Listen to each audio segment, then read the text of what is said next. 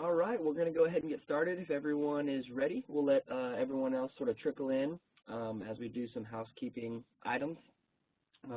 First off, I just wanted to say good afternoon, everyone, and thank you for taking time out of everyone's busy schedules to be a part of our webinar entitled Composting with Gypsum. This webinar is being put on by the Tennessee Recycling Coalition in collaboration with the Tennessee Department of Environment and Conservation, Clayton Home Building Group, and the Tennessee State Parks, and specifically Pickwick Landing State Park. So my name is Caleb Powell, and I am an environmental scientist for the Office of Policy and Sustainable Practices at TDEC, and I'm also a board member for the Tennessee Recycling Coalition. I'll be hosting the webinar today for our wonderful speakers. So everyone is muted upon entry to reduce the amount of background noise, and also you have been limited with turning on your, not being able to turn on your video just to help with bandwidth for our speakers. But if you have any questions, comments, or concerns, something's not working right and you need to ask a question about WebEx or something like that, feel free to ask those in the chat box and I will work on getting those answered. You can also raise your hand right under the participants or right over the chat box in between those two. There is a little hand emoji. If you want to actually ask a question, you can put your, like physically ask your question, you can put that hand up and I'll unmute you for during the question portion of the webinar and you can ask those questions. I'm actually going to go ahead and send a chat message to everyone right now so you can be able to see where that chat box is. There is a little drop down to see where you can choose who you want to send the message to. If you do all participants, it goes to everyone, of course. If you do all panelists, it'll go to all the speakers and myself. Just make sure, or if you just want it to go, the question to be sort of anonymous and just go straight to me, you can do just the host, and I will get that. And then I can ask that question for you. So want to give a little overview of what we're going to be talking about today. Clearly, we're going to be talking about composting with gypsum, and you can see on the title page the partnership and the collaboration that of all the different businesses and programs that are here that are making this possible. So composting, and to be honest, composting isn't the obvious answer whenever you see these four groups right here. That would be what they have in common. This webinar today will be exploring the new partnership that has been made between the four. We will be learning why adding sheetrock to a compost pile may be beneficial and how this private-public partnership began. We'll be diving into how this win-win partnership began to reduce waste from landfills and reduce carbon emissions, as well as how it can be duplicated across the state. So our presenters have a wealth of knowledge and experience that will help us better understand the challenges and solutions to reducing waste and to composting. So with that being said, I would like to introduce our first speaker, Lisa Luan. She is the Environmental Health and Safety Manager at Clayton Savannah. She is an all-around just great person to know, and she's always fired up about environmental sustainability. I love getting to talk to her and sort of planning new projects. She's always got something else, another idea that she wants to do to help out the environment and reduce pollution. So let's see here. She's the reason that the Clayton facilities became Tennessee Green Star Partnership partners, and she continues to be an environmental leader in the company and around the state. So without further ado, I'm going to pass it over to Lisa.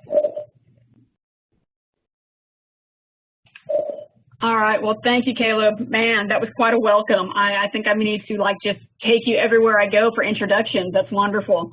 I want to say thank you, especially to Amber Green for making this possible, because she was the first one who reached out and asked if we would be, interested in doing this webinar. And you don't really have to twist my arm when it comes to sharing this sort of information. I was more than excited to do it, and Kelsey Davis, I know, and Andy as well, were excited to do it. So thank you for letting us participate, and we'll just kind of jump right in there to it. So I wanted to start just for those who are joining us today that may not be that familiar with Clayton, and just give you a quick little background. If you're not familiar with Clayton Homes, Clayton was founded back in 1956 by Jim Clayton, who opened his first home center in 1966.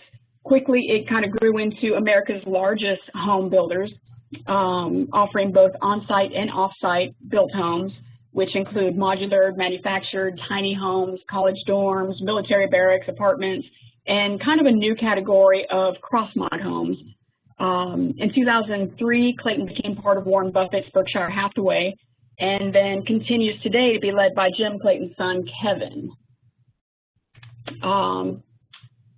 Since becoming part of Berkshire Hathaway in 2003, the Clayton brand has expanded to include financial services, material supply, and transportation, with kind of the three primary divisions being retail, financial services, and the home building group.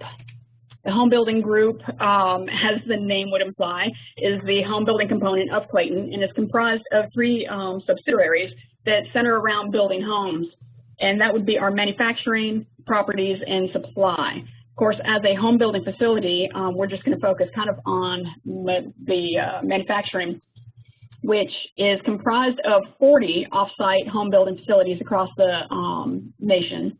And since opening in 1972, our first one, we have just had tremendous growth. In 2019 alone, just the manufacturing group built over 44,000 homes. So it's pretty substantial footprint there. As you can see on this map here, the Clayton Home Building Group operates 40 of the off-site home building facilities like us. We also have 20 supply facilities, 9 site build, which I think has actually grown since that statistic came out, and then 3 Clayton Connect, which is our transport hubs. And you can see on the map there, we're just kind of located all across the U.S. Then as a vertically integrated on-site and off-site home builder, the home building group is really just kind of blurring that line between traditional housing and homes that are built in facilities, evolving the housing industry through commitment to innovation and leadership excellence. And that really becomes an important point when it comes to waste reduction, as you'll see here in just a few. Our commitment to quality and quest to build a defect-free kind of home align with that environmental vision that we have, because the better the quality, the longer the lifespan of the homes.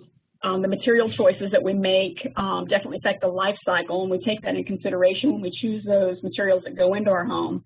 And then obviously, if we're striving to make a zero defect home, it means that we're not creating additional waste in having to rebuild or fix mistakes. So that waste reduction goes in to that as well. And then along with our commitment to innovation, our manufacturing is committed to sustainability, eco-friendly practices, and community engagement. All of our home building facilities are ISO 14001 certified, which of course is a voluntary certification and pledge to go above and beyond with environmental and green building practices. Our mission is not only to build the best homes for families across the country, but to take care of those communities that are in our own backyard. In 2015, we began the process to become ISO 14001 certified at our facility here in Savannah. And then in 2016, we became the third Clayton facility to actually achieve that certification. As Caleb mentioned earlier, we are a member of the Tennessee Green Star Partnership. That was in early 2019 that we were accepted into that. We now have an additional 3 more home building facilities in Tennessee that have been accepted into the Green Star Partnership as well. Obviously, we kind of just build with sustainability in mind. We're committed to building green. We believe in building our homes in a controlled environment free from outside elements where we can kind of control that waste and the energy use levels. Home building just creates literal tons of waste, which is why adopting these green building practices and developing our environmental program became so important. Kind of evaluating the efficacy of this program in our work environment, was easy. We really didn't need to look at a spreadsheet to see the positive impact. We just took a walk through our own environment, you know, through our own workstations, and you just saw the difference. There was less dust, there was fewer harmful chemicals, cleaner, better organized workstations, and all of that led to happier and more engaged team members, while all at the same time we were promoting a greener and more sustainable environment. When it comes to an environmental program, I mean, we all recognize that pollution prevention and waste reduction, they're important steps in kind of demonstrating that good environmental stewardship and in the resulting efficiency of the actual manufacturing process, you know, the financial gain through the conservation of natural resources or the reuse of materials. But honestly, when it comes to an environmental program, there's only two factors that really matter. Number one, is it making a difference? You know, is it making an actual impact, right? And then second, is it sustainable? You know, is it costing money, or is it, you know, making money? And that's always a big point for you know, if I'm sharing this program or trying to expand our program and I'm talking to my general manager, you know, he speaks in numbers. So he's going to be looking at whether this is costing money or creating money. You know, if we're just being really honest, while the first factor makes it the right thing to do, it's the second factor that makes it possible for us to do, right? So we'll take a look at kind of our program impact. As you can kind of see below, since, you know, starting our ISO certification or really developing our environmental program, there's been a steady progression. And the most important part of that is it shows the sustainability of our program. But it isn't just about the cost savings, right? The reductions in natural resource consumption and harmful pollutants are really what made the big difference. And that's what you're going to see reflected in the next couple of slides here. Just for 2020, we showed a reduction in our energy use of over 7,000 BTUs. And that for us is really what gave us a whole new appreciation for our recycling efforts. With a focus on carbon reduction as well, in 2020 we were showing that we were able to, next slide, sorry. We were showing that we're able to reduce our greenhouse gas emissions by over 3,000 as well. So we recognize that we had a successful program. So then why composting, right? We feel strongly about environmental stewardship. We really don't just build homes. We feel like we're building the communities that our homes are going into. And this also means building good stewards of all of our team members. So we have team members, you know, that are already doing composting at home. We have team members that have gotten involved in beekeeping. You know, we get together in groups and we participate in litter cleanups around, you know, the county. Anything that we can get involved in to promote these kind of initiatives, we do. So that really, in combination with the fact that, again, we're looking at the fact that home building creates these literal tons of waste, you know, we knew that we needed to do something and look for additional outlets for some of our waste. If you look at traditional site-built homes, on average, you're creating 4 tons of waste per home that's built. Now, when you're building off-site, you can create, you know, significantly less, just because you can control your environment and have a little more control over your materials. Prior to becoming 14001 certified, here at our facility, we were creating about 2.5 tons of waste per home that we built. Over the last 4 years, we've been able to decrease that by over 60%, to where in 2020, we're creating less than 1 ton of waste per home that we were building. We were able to do that through, you know, reach those reductions through reuse of materials and recycling. Just in the reuse, in 2020 alone, we were able to reuse materials that we ordinarily would have thrown out or considered waste. We're able to find other uses for those in our building process, and we're able to do over 1.5 million pounds of reuse just in our process on floor. The majority of that, though, ended up being reused wood, right? And so the remaining waste that we had, the primary component of was sheetrock. not a lot of outlets for sheetrock. So we started looking at off-site reuse opportunities. One of them that you'll see in the photo there is going to be the sheetrock runners, where when we're actually ordering our sheetrock in, we start returning strips of the sheetrock back to the supplier to use in between the bundles of sheetrock. So that became one outlet for reuse. And you wouldn't think that that would add up to very much, but just in the first year that we started trying that, we ended up recycling over 300 tons. So it was a substantial difference. That kind of encouraged me to continue to look for any other outside opportunities. So I began reading pretty much every study that I could possibly find on gypsum, what gypsum could be used in, where it could be beneficial. And let me tell you, there were a lot, just tons of studies out there. So we looked into the off-site reuse possibilities of it being used in cement, in wastewater treatment, reuse into new gypsum board, agricultural land use, all of this, which eventually led to composting. And we already had our team members who were doing at-home composting, and after seeing some of these studies on beneficial use for the soil, it just made sense. So armed with the wee bit of knowledge that I had, I reached out to the experts. Basically, I called Von Cassidy over at TDEC.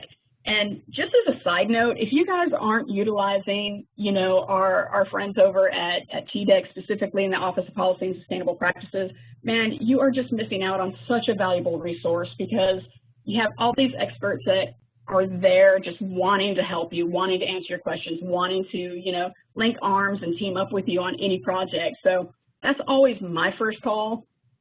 Just as a side note, if you guys ever have something like that, please use them. But anyway, I reached out to Vaughn, who then put me in touch with Kelsey Davis. And once Kelsey and I started talking, our discussion led to the fact that they did have a compost pile at Pickwick Landing State Park, which is basically in our backyard. It was just a perfect pairing of locations, just seemed like it was, you know, made to be. And then we discussed the possibility of starting this kind of pilot program. I won't go too much into, you know, kind of how we came up with the right recipe. I think Kelsey's going to go into that a little bit further, but it really just made this picture perfect partnership, right?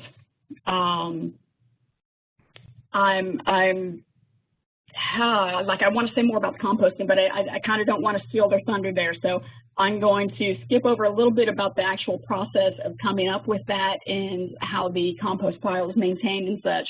But I will fast forward just a little bit and say that once we started this pilot program, which for us on our end of it was super easy. We were just collecting scrap sheetrock, which we, you know, generate tons of, literal tons of every month.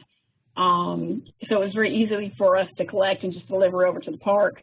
But the requirement that we needed kind of smaller pieces of sheetrock. And so we would break down some of the sheetrock pieces that we had just in smaller pieces. And it created such curiosity from some of our team members. You know, they would get curious and come over, it's like, what are you doing? And as we would explain kind of like what we were doing with the sheetrock and what this project was, you know, the team members just got excited about it. You know, they saw this opportunity to take something that was wasteful and make it into something really promising. So it was just excited to see them get involved in that way. Because of their excitement and because of their work, we wanted to be able to do something fun to kind of share this program with them. And we did a fun little project for Mother's Day, and we're actually able to utilize some of the compost from this project into a Mother's Day gift.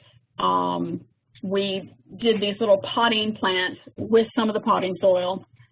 We added some flowers in there because, I mean, what mother doesn't like to receive flowers for Mother's Day, right? The local paper had kind of caught a hold of what we were doing when they heard about this project, and so they featured it in the paper as well, which we thought was really kind. And then you can see some of the photos here where we had team members that, you know, took the flowers home and planted with their kids. We have some of the people, some of our team members that were just, you know, proud to kind of show what they had.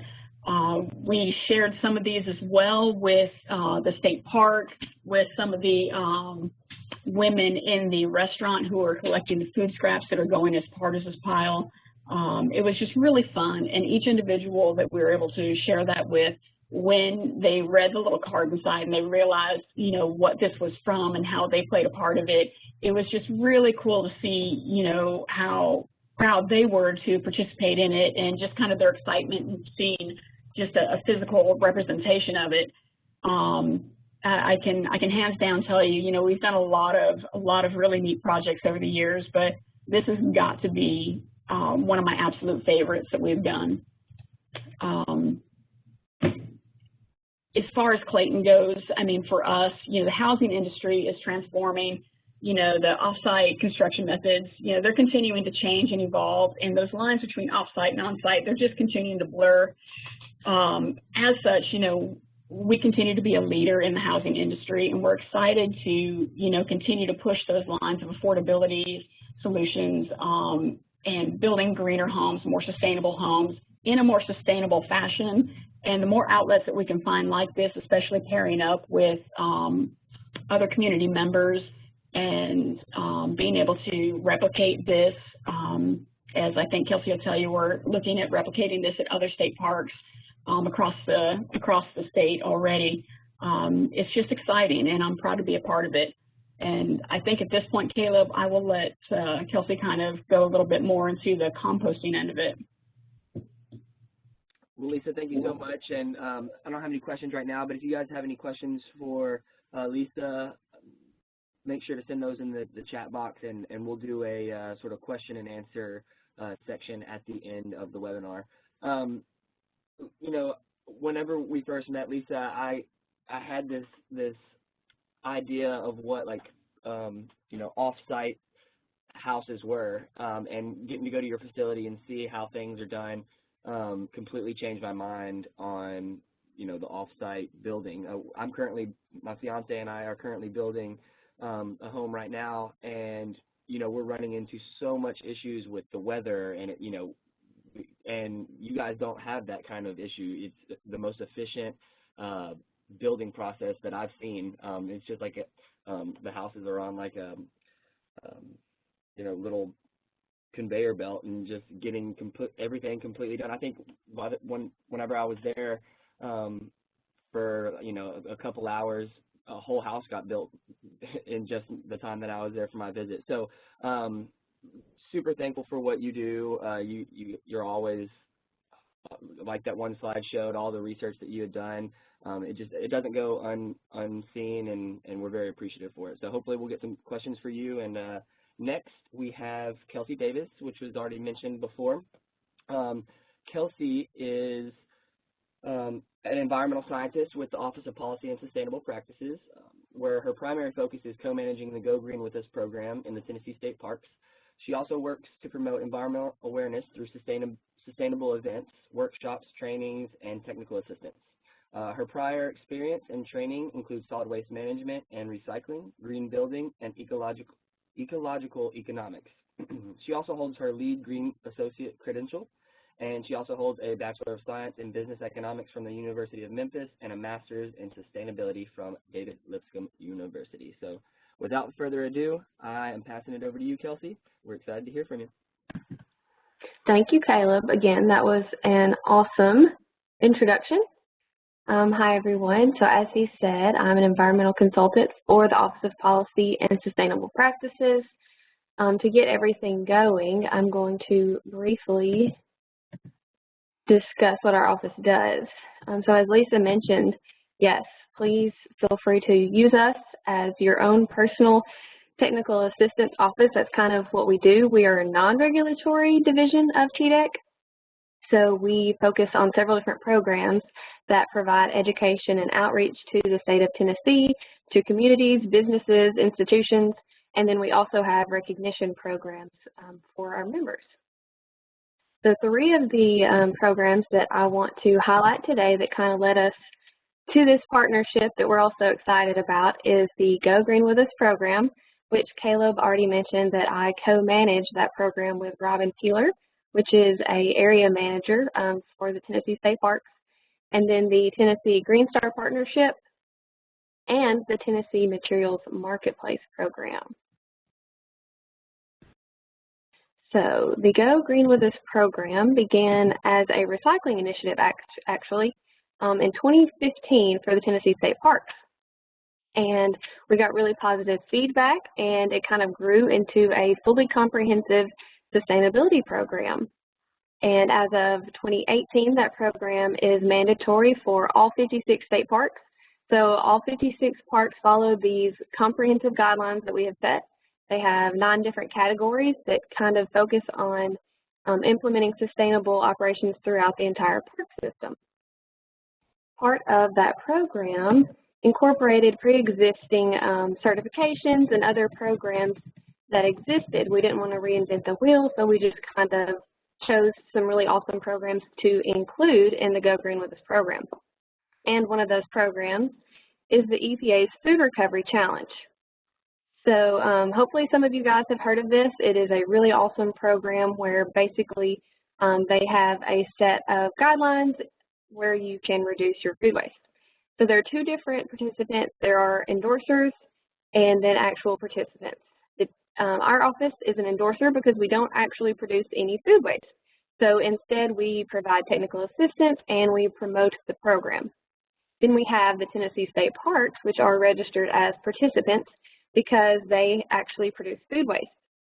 So the hospitality operations within the parks that have amenities, restaurants, things like that, they are registered as participants in the FRC, which is what I am going to refer to it for the rest of the presentation. So as part of the FRC, it follows the food recovery hierarchy. So in our trainings for the parks, we have 3 main things that we follow for food waste, and that is divert, donate, and compost. So the diversion follows the source reduction in the top level of the food recovery hierarchy, and then the donation follows the feed hungry people and animals, and then composting is the last option they have before being able to divert it from the landfills. Sorry. So there's the food recovery hierarchy. So we got started with this program with 8 of our Tennessee state parks. We refer to them as resort parks because they are the ones with hospitality operations. Currently, we only have 4 parks composting because the other ones are going through remodeling and renovations. So to begin with, we held an in-depth, in-person training at each of the restaurants. And this included all of the staff that would have been involved in the composting operation. So right off the bat, we kind of realized that if the parks wanted to compost, it would have to be on site because they're all in remote locations, and there would be no composting services, available in that area. So we determined who would need to be involved in this process and then did this training. So this included everything from back of house restaurant staff to the maintenance managers and maintenance staff, and then also, in some cases, park rangers who also provide support for the logistics process. And then our office provided the necessary materials to the parks to be able to participate in the FRC. And that included the weight scales, organic collection containers, which I have a photo of later, but they are basically 30-gallon containers with a lid and a rolling dolly so that they are easily maneuverable, and then some signage to help staff be able to determine what can and cannot go into the compost pile. So then we worked with the Division of Solid Waste Management in TDEC to conduct site assessments of their potential composting locations. So we just wanted to make sure things like runoff, hazard, and smell weren't going to cause any issues or be a concern on the park because we wanted this to run as smoothly as possible. And then lastly, we offered a composting training seminar, and this was both for Tennessee State Park staff and then also the general public, and we hosted that at Montgomery Bell. So some of the techniques that the state parks actually follow include diversion techniques such as storing properly. A lot of times things will go bad quickly because it isn't stored appropriately, and you'd be really shocked at how many people don't actually know the proper way to store their produce, whether it be at the wrong temperature or if they're storing it next to something that actually makes it go bad faster than it should. And then we also teach them ways to use the older products first, such as with specials on their menu or incorporating it into a recipe, and then proper organization and inventory monitoring is also key to this. Another thing that a lot of the parks are currently going through with their renovations, and I believe Pickwick just did this as well with their recent renovation they had in 2020, is to eliminate or completely or just reduce their buffet options. A lot of the issue with buffet options is that it has a large amount of food waste, but it comes from the consumer side, so there isn't much you can do about it because you don't control the portions. So by eliminating the buffet side, they were eliminating a lot of their post-consumer food waste from the get-go. Some more diversion techniques that are really popular is just reincorporating leftover food into new things. So some good examples are using leftover fruit for smoothies or desserts, using day-old bread to make croutons. We actually have a state park restaurant that's really well known for their delicious homemade croutons on their salad bar. And then vegetable trimmings are always really good to reuse for soups and sauces and things like that. And those are all things that are part of diversion techniques. So next is donate. And all of our parks have not been able to successfully find a donate partner just because they're in such remote locations. But for the ones that have, they typically have a designated freezer shelf. And so this is actually Montgomery Bell State Park, and you can see on the top left-hand side of the photo of their freezer, they will store their excess items that cannot be reheated to be reserved, and they will just leave them in the freezer until their local partner can come and pick them up. So they have a pretty successful partnership, and it also helps to feed people in need. And that leaves us with composting. So this is an example of the compost bins that I mentioned earlier. As you can see, they are located by the dish pit so that when the staff will scrape any plate scrapings, they can sort it properly into the compost. And then usually there's also one at a prep station. And things such as tea bags, coffee filters, and any leftover prep that can't be reused in some way would go into the compost bin.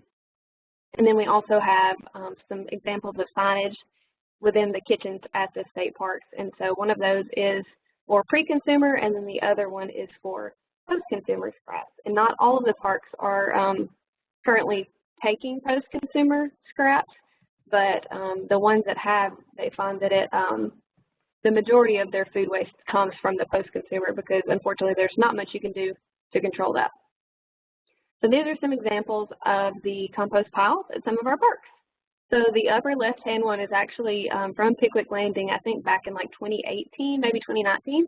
And it was one of their first piles that they had set over to the side to cure after they started a new pile. So hopefully that one has been used by now, and their piles that they have curing now are significantly bigger than that.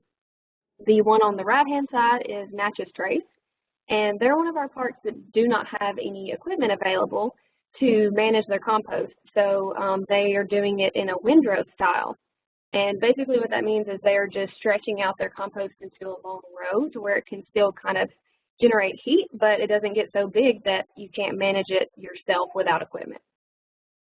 And then the bottom left is Cumberland Mountain State Park, and they actually built that little stall there for their compost to keep it nice and neat and in place.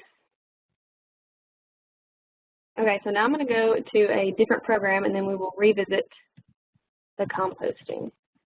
So as Lisa mentioned, Clayton Homes is a member of the Tennessee Green Star Partnership Program, but this is a voluntary environmental leadership program that is facilitated by TDEC. Basically, it is a recognition program for manufacturers that are committed to sustainability, and they also exhibit continuous improvement throughout their entire operation. The program features things like sharing successes, networking, and also best management practices. These are just some overviews of their annual metrics. So currently they have 58 members. I think recently they may have gotten one or two more, so it may be a little bit more than that now. And then members also get to benefit from annual workshops, webinars, member highlights, case studies, and a roundtable. Okay, and then this is the materials marketplace. So at this point, this is actually the program that Vaughn Cassidy, who Lisa mentioned earlier, helps to manage and promote, and he reached out to me about this program and if we could find an end use for the sheetrock from Clayton Homes manufacturing processes. So the Tennessee Materials Marketplace is basically an initiative that was produced through a collaboration of the Division of Solid Waste Management within TDEC, our office, and then the United States Business Council for Sustainable Practices. It is an online interactive platform that provides a marketplace for trading, donating, or selling discarded materials from one entity to another. It is currently being financed through a 3-year performance-based grant, and our office helps to promote this program through education and outreach to potential platform users. So basically, the intent of the materials marketplace is to incentivize sustainability and to monetize waste streams. It adds value to products, reduces carbon emissions, stimulates the economy and inspires local jobs, and it's also good for the environment. So these are some examples of some success stories from the marketplace. They have been able to incorporate recycled glass into tile production, reuse short fiber barrels, and repurpose abandoned or off-spec chemicals. Through the first quarter of 2020, the materials marketplace has returned 2 million pounds of material back to the economy by being able to network with Tennessee's sustainability leaders together, just like in this partnership.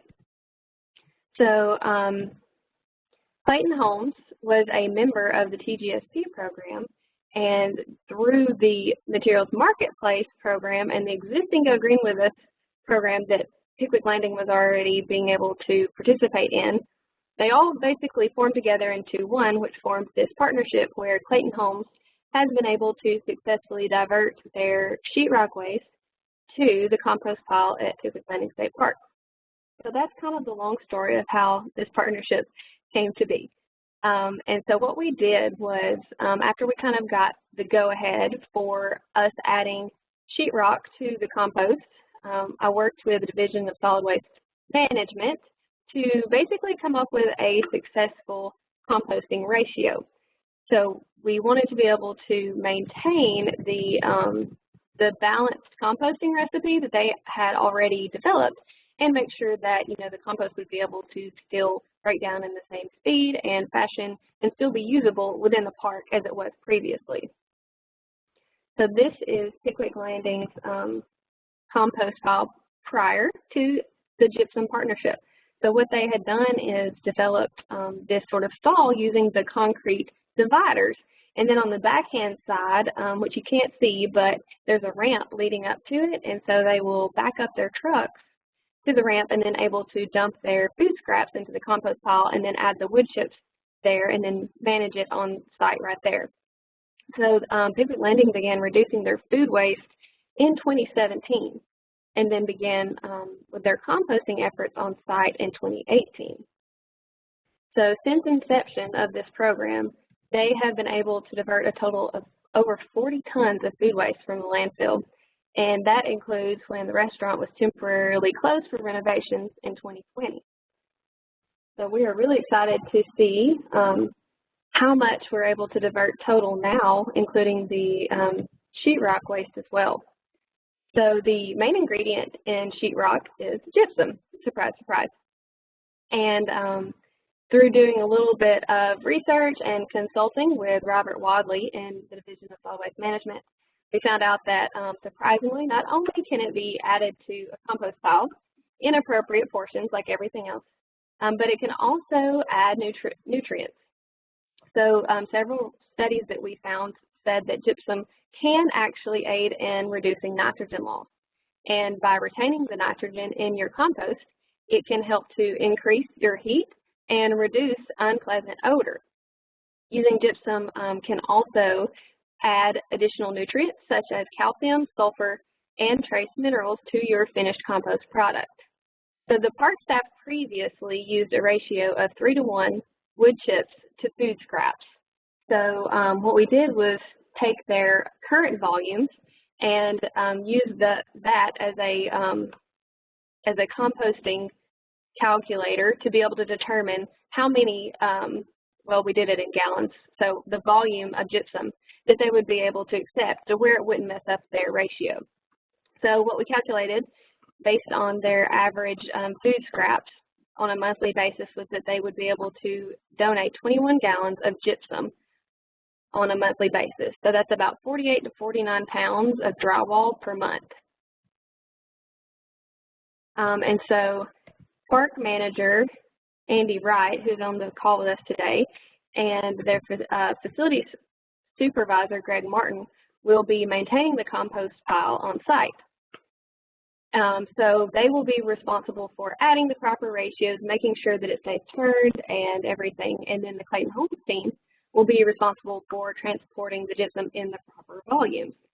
And then our office will just kind of check up on it. We do annual composting site visits anyway, so we'll just make sure that everything is going as planned.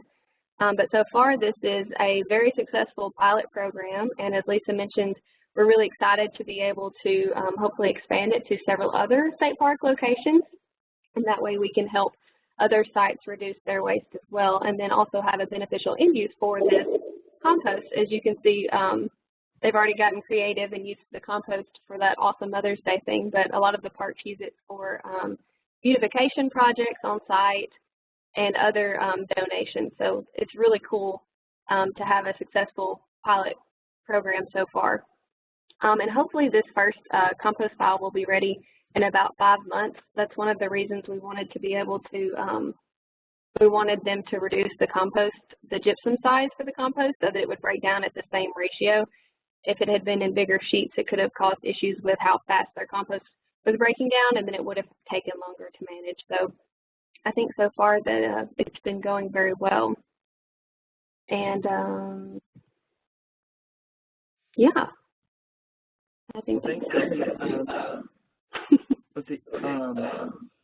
I hear a little bit of feedback. But so we didn't know if Andy was going to be able to join us. Andy, if you're there and you wanted to sort of talk about the process of getting this waste material into your park and into the compost pile, we'd love to hear from you. Sure, I can add very little. Actually, Lisa and Kelsey have both done a great job talking about our program. I'm very grateful to both of them for being so excited about this and getting this off the ground and going. The compost program started about the time I arrived at Pickwick from Fall Creek, and we've been pretty proud of how it's been going. Our compost piles are curing at a very good rate. When we dig into them, when they're supposed to be looking like they are done, they look like pure dirt, and they're in good shape. And like Kelsey has said, we do the mulch wood chip mixture to get the greens and browns mixed properly. And the gypsum is just mixing into that compound. And we've not actually seen the final product of that, but we're optimistic that it'll look great on the back end. One thing that I wanted to stress too is this food recovery program, not only did it help us divert food from the landfill, it helped us see how much food waste we were having. Just out the gate, we were able to pretty quickly see, okay, we need to adjust how much is on the buffet every night, because if we're throwing out these large numbers, we're clearly over preparing. So having that accountability to the scales every evening was very helpful. And even after the post buffet era, after the renovation, we're still using that. We do a family style dinner on Sundays, and it is very much like a buffet. They're given a plate full of food, and then if they want additionals for seconds, they can have it. We've been noticing some leftovers of certain items, so we've assessed whether they belong on the plate or if the proportions are wrong or what, and hopefully those numbers will continue to come down. And like I say, that's diverted food waste from the landfill. It's also diverted food costs. We're not spending money on food that's going straight into landfill or compost if we can get our formulas right. Back to the compost. It's great. Lisa emailed me about the idea to do the Mother's Day pots, and I thought that's an incredible idea. That's not the only thing we've used our compost for. Most notably, we got permission to demolish a structure on the park a few years ago, about a year ago, and after the building was removed, there was a kind of a scabby spot on the side of the hill. So we had a little bit of regular fill dirt that we used to bring the area back to grade, and then I asked maintenance to cap it with a skim of compost to help with the seed production. And most people passing that area that didn't know there was a building there will never know it. It looks great. It grows green, and we were able to implement our compost into that site. We're pretty proud of that. We have used it on some other areas. If you look at the soil map for Pickwick area, the soil is called Pickwick Very Gravelly Loam. So you can actually walk through our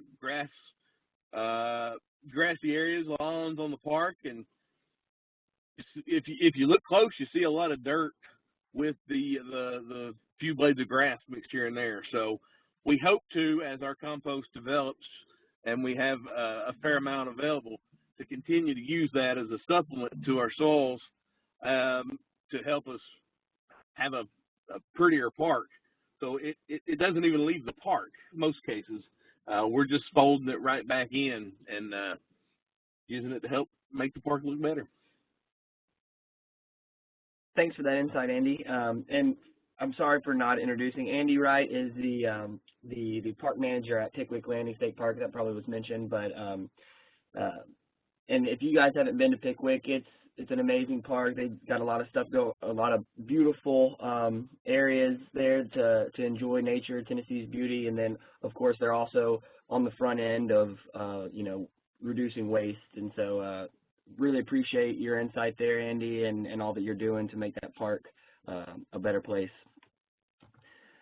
Let's see, I have a question. Make sure that if you have any questions for our speakers that you send those in the chat box. I have one that popped up. I don't know who wants to take this one, but there have been reports that large quantities of gypsum can create odors in composting operations. Did you have any negative impacts on that front? So maybe, Andy, have you had any issues with any type of negative impacts from the gypsum regarding the odor? As of yet, since adding the gypsum, no. Kelsey can tell you that early on, while we were getting our wood chip recipe correct, we did have some issues with smells, but that has mostly resolved itself overall, and I've not noticed anything specific to adding the gypsum yet. Yeah, I think also that the volume that we're adding to the recipe wouldn't be any concern. It is such a small volume for the time being, but that's interesting. I would be interested in seeing the reports since some of the ones that we had found had actually shown the opposite. So that's pretty interesting. Also had another one. This one might be more targeted towards Lisa. What were some of the hurdles that you had to do? Clearly, this is a win-win. You're getting rid of some of your waste that's normally going to the landfill. But there, in this question, it says there's logistics and getting that material to the park. What would you say out of the whole situation was your biggest hurdle with getting this project done? Yeah.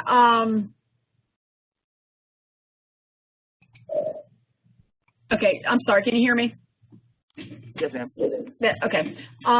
Yeah, logistics, I think, is always one of the biggest hurdles when it comes to dealing with recyclables at all. And certainly for us, being in a more rural location, that's always been one of our largest concerns that we have.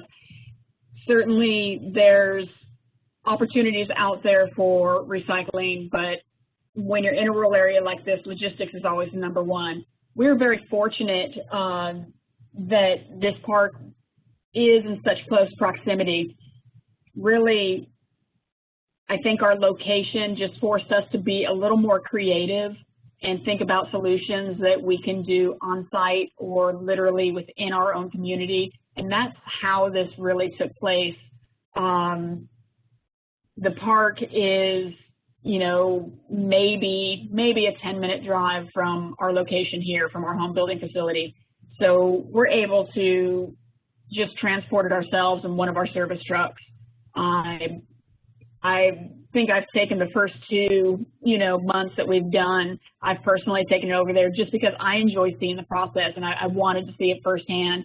I wanted to be, you know, kind of monitor that and be able to see it. And it's a beautiful drive. So, you know, we physically have just utilized one of our service trucks to self-deliver that. But again, we're talking about small quantities. When we start looking at larger quantities, then, you know, that is where the logistics kind of comes into question.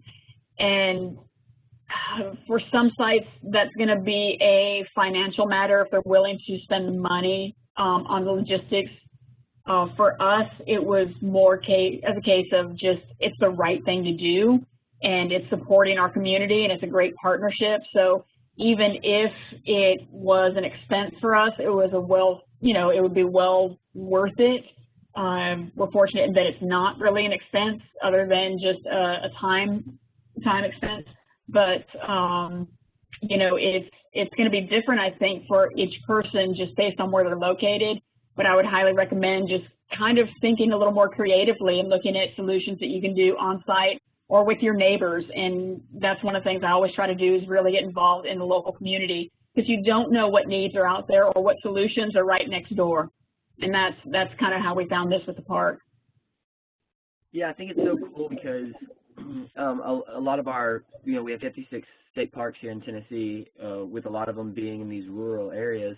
But then you also see a lot of our manufacturing plants and facilities are, you know, sort of in these rural communities as well. So this partnership is very exciting to me, because it's sort of showing, you know, you guys are the pilot and showing that it can be done. And if, you know, just like you said, you have to sort of think out of the box and really dive deep into your community and see the needs there. So I'm really excited about everything that's going on with this collaboration. We had another question that sort of came in. I'd say towards you, Lisa. It says, is Clayton thinking about composting on site at any of their facilities?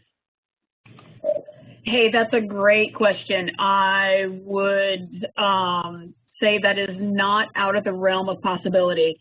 You know, at our particular site here at Savannah, we don't have the food waste, but you can certainly compost without it. I can't guarantee it, but I would certainly say that that's probably on the very near horizon. Yes. Yeah, and I think that would help with those facilities that aren't, you know, as close to a park like you guys. If they did have enough food waste, or if, you know, there was somebody in the community that did have quite a bit of food waste, that they could sort of collaborate and make a pile, either, you know, where the food waste is prominent, or, you know, at one of the Clayton facilities. Well, and it's funny you say that, Kayla, because that's actually one of the solutions we're looking at, is doing more of a community composting with, like, the farmers market and, you know, local restaurants that don't realize that there's a better outlet than throwing that waste in the general refuse. Yeah, okay, and then we had one last question. It says, did the park have any issues with vectors/pests while visiting the pile? We do occasionally have pests that find the pile. Mostly, if it's covered properly, it's not that bad. But you do occasionally have a raccoon or a stray cat that'll find it. But it is not anywhere near the park visitors access areas, so it's no major issue there. And we are composting meats and all in our pile, so without the meats, you're often not going to attract as many pests. And we had another one that said, Lisa, do y'all have a shredder to break down the gypsum from panels? No, we are not currently grinding or shredding. That's traditionally something that I've not wanted to do just based on the air emissions that would be, you know, kind of created from that. It's maybe something that we look at in the future just for another type of land application for our gypsum. But as far as the composting goes, we've discovered that through one of our own team members that the small pieces that we can do, there's some cutouts from one of the processes where they're drilling holes for some of the electrical that are about just the right size, and so we're just using that waste at this particular time, so we don't have the need to have to break it down or shred it any further. Awesome. And we had another question that says, when talking about sheetrock, are we also talking about other kinds of drywall? The terms are often used interchangeably. We're talking about the same. Yeah. Any sort of gypsum board. Yeah, because I actually had that question myself, because you know, we're in the middle of building, and I'll hear some people call it sheetrock, some people call it drywall, and so I actually had that question as well. Let's see. It says, we have a question that says, what equipment would be needed to turn the compost at a desired interval? I don't know who wants to take that. We're using a bucket on a tractor. We're hoping there's available funds down the road to get a skidder, front end loader, bobcat type piece of equipment, but we do not have that at this time, so we just use a bucket on the front of a tractor. Yeah, that's actually what most parks who are managing their own compost pile, that's what most of them are using. Well, awesome. I don't see any more questions coming in, but if you guys have any, please feel free to send those to me, and I can get those answered for you. My email is Caleb, C-A-L-E-B, .powell, P-O-W-E-L-L, @tn.gov, and I'll put that in the chat box. So, and everyone should be receiving a follow-up email towards the end of the week, or possibly next week, with the slides, so that if you missed anything or you didn't want to take notes and be more into the actual presentation, then you can see those. And then also a recording of this webinar will be on YouTube and on the TRC website for a later watch, if you will. But I wanted to go ahead and thank our speakers so much for taking time to inform us on this important topic and this great collaboration here in the state. I'd also like to thank everyone that registered and was a part of the webinar audience. We couldn't do these webinars without you. This is a very exciting collaboration that we're hoping that can be replicated around the state. And so if you have any questions about this, or you have an idea of how there can be some more collaborations with composting and other types of waste that normally go to the landfill, reach out to us, reach out to the Office of Policy and Sustainable Practices. You heard things, you heard Kelsey talk and Lisa talk about Vaughn Cassidy. He's basically our expert when it comes to materials, managing materials and waste, beneficial use of waste. So we're very eager to help you guys out and find new projects and pilot waste into beneficial reuse. We're planning to have more of these virtual webinars, so stay tuned and be on the lookout for registration links and webinar invites. And I hope that everyone has a great rest of the week.